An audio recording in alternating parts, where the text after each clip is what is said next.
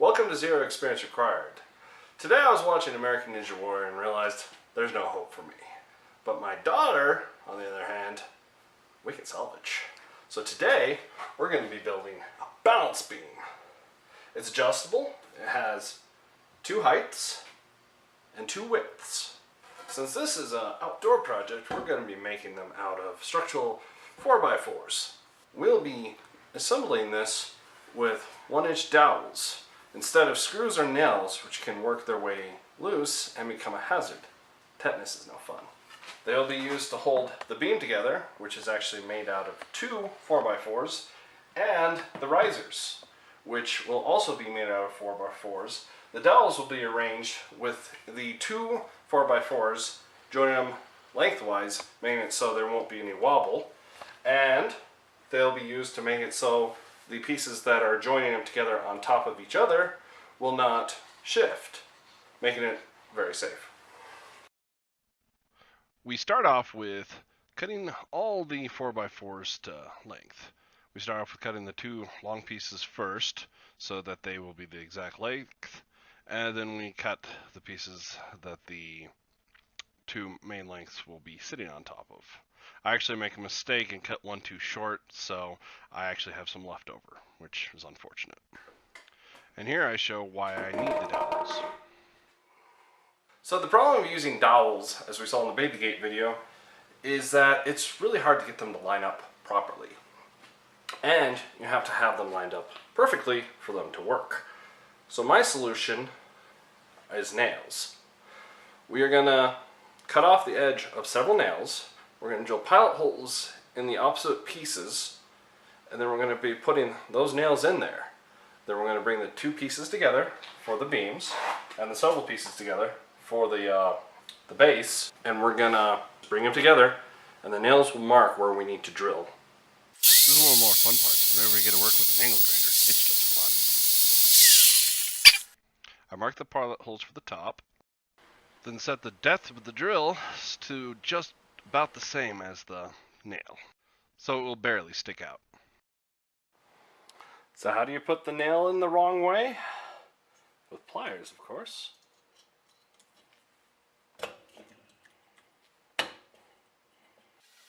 I try to use clamps to bring the 2 pieces together to get the marks transferred, but later on decide that it's probably best just to put them on top of each other and use gravity and my body weight. With the marks transferred, I then drill out the holes and see if they line up, and they do. At this time I should have marked the long beams, but I forgot. So I decided to cut all the dowels to the same length at this time, to about 3 inches, since that's where the math works out, but that doesn't work out well. So here's the problem using a stop block. It moved on me. Each of these is a different length. So I start using my Forstner bit, but then realize I have to put the speed down so I don't burn that thing out. You definitely want to use a slower speed on your larger bits, otherwise you will ruin them. So then I set all the top pieces for the risers to drill out, and then I test to see if the dowels work, and they do. Then I repeat the process for the lower 2 pieces of the base. I mark one piece with where the holes need to be, put the nails in, and then use that to mark all the remainders. And then use all the marks as pilot holes for using the Forstner bit. And it worked very well indeed, as you can see.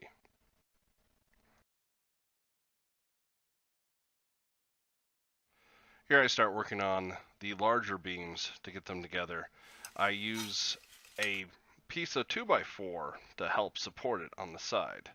So I get the nails in, line up the beams, and then push them together, and it transfers the mark. Then it's just onto the Forstner bit to get the holes drilled out for the dowels.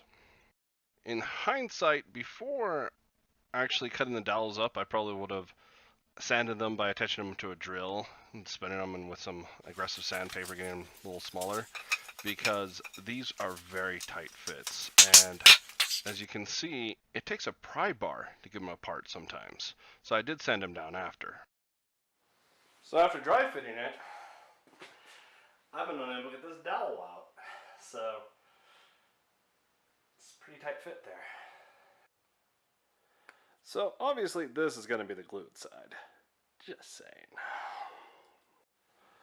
One thing I foolishly did was when I drilled these out, I did not mark these before doing it because they're supposed to be a corresponding hole for the dowel to go into here.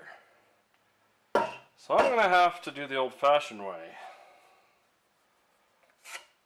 figuring out where to put the hole. I just centered the hole here. It actually ended up with a bit of a gap between the two lengthwise 4x4s, but it ended up working pretty well. So before gluing, I cut little slots in each of the dowels so there's room for the glue to escape so you won't have a hydro lock. And then I made sure to assemble the dowels in the order so one of the lengthwise has all the dowels. So when it's completely assembled with just one of them, you don't have dowels sticking out as a hazard for hurting people. So I made a mistake, and it ends up that this dimensional number is not the same dimension. So this side is higher than this side on this balance beam. So I'm going to have to sand this down. It quickly became obvious that a sander, even with the most aggressive grit, was not able to salvage this. So I threw it on the table saw with a rather interesting fence to make it so it could be cut since the dowels were already glued in. This actually caused the table saw to reset the circuit breaker multiple times. I would highly recommend against doing this, especially with them together. I don't know why I didn't separate them. I just didn't think about it. And I was able to get them nice and level. Was able to sand them afterwards, and it came out quite well. And then once it was finished, we painted it yellow and put on black traction tape and painted the base pieces black. Looked quite nice. So one thing I found while reassembling this after sanding is these boards warped while I was waiting. So that makes it so these holes don't line up quite right with the pegs. So what I did was I sanded these a little smoother so the pegs will go right in. I just took the belt sander and went around like that. Yeah, there's bugs on there. Can you do it? Recording.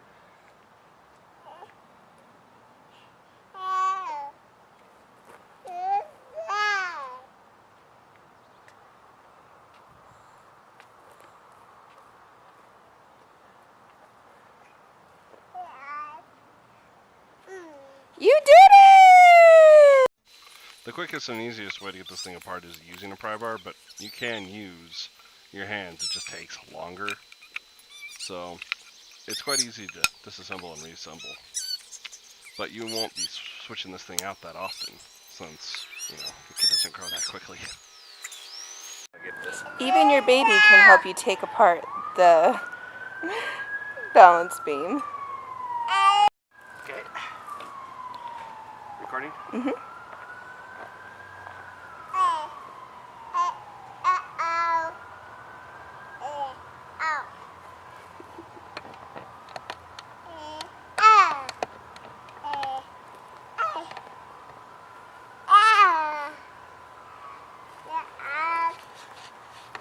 Thank you for watching.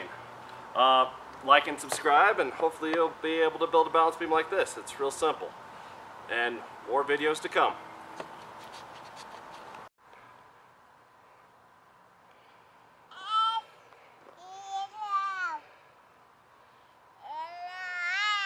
You can do it. Get up there and walk across.